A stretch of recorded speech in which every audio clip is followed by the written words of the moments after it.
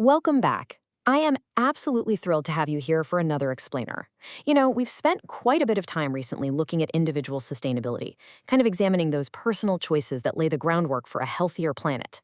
But today, well, we're looking at a truly inspiring piece of source material that shifts the focus entirely.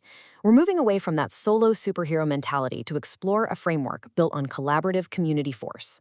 We are going to break down exactly how this youth-oriented environmental guide takes those tiny individual habits and literally multiplies them into something unstoppable. Let's get right into it.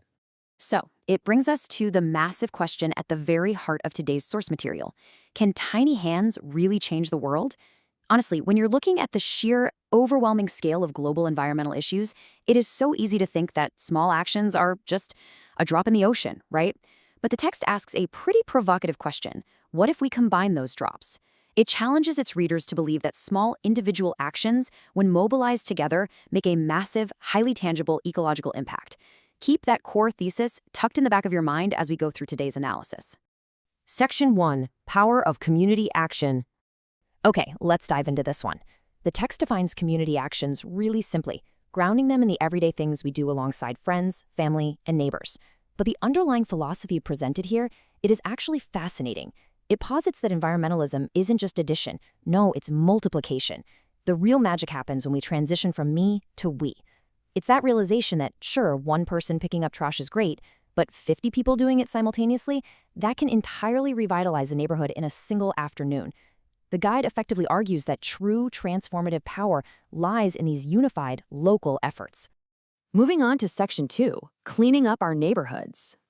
Here, the guide illustrates this brilliant ripple effect by starting at ground zero. It starkly compares the pretty sad ecological hazard of littered parks to the beautiful revitalization of clean communal spaces. What's super compelling here is exactly how the text connects local actions to global systemic issues for its young readers. It reminds them that a simple neighborhood park cleanup is, in reality, a direct ocean conservation project. By rallying the community to clear local spaces, they're actively stopping pollution at the source, basically intercepting it long before it ever has the chance to hit larger waterways. It's like building a defensive line for the ocean right in your own backyard. Up next, Section 3, Planting a Greener World.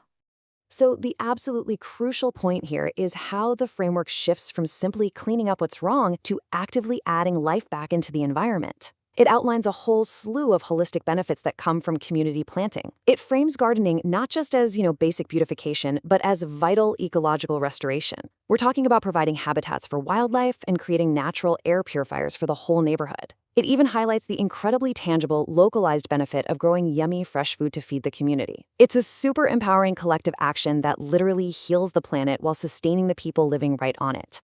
Now, the text shares this fantastic real-life anecdote that beautifully ties all this grassroots mobilization together.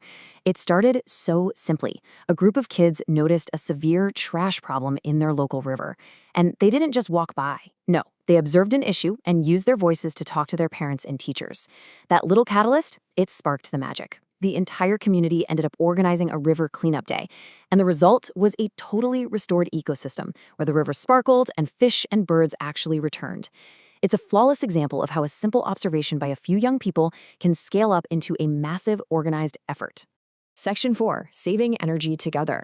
From there, we see the ripple effect expand into the realm of invisible resources. The source material highlights shared initiatives, things like schools collectively reducing electricity usage, or neighbors organizing carpools to save gas, or even homes using solar panels. Now, for us, the mechanics of why this works are obvious, right? But the emphasis here is really on changing the culture of consumption at a localized level. Every community agreement to rely on shared rides or solar power takes a massive strain off the global grid. It clearly demonstrates how organized, localized resource conservation is just absolutely essential to global environmental health. Which brings us to Section 5, Becoming a Community Hero. Honestly, the guide's best advice for its young audience is just to start small. Rather than demanding massive, overwhelming action from day one, it suggests highly accessible steps. It encourages its readers to simply ask their families to pick up trash on a walk, or, get this, to organize a drawing contest about a clean park. It brilliantly shows that simply spreading awareness and inviting others to participate is the critical first step. It teaches that grassroots momentum doesn't require a cape. It really just requires the willingness to start a conversation in your own backyard. The core truth of this entire framework is captured so perfectly in this quote. Your little hands, combined with many others, have the power to create a big, positive impact. This completely empowers the reader to understand that they are never alone in the push for sustainability. Unified efforts, whether that means intercepting a single plastic bottle or planting one tiny seed, lead directly to a cleaner future. It's just a wonderful, powerful encapsulation of youth empowerment.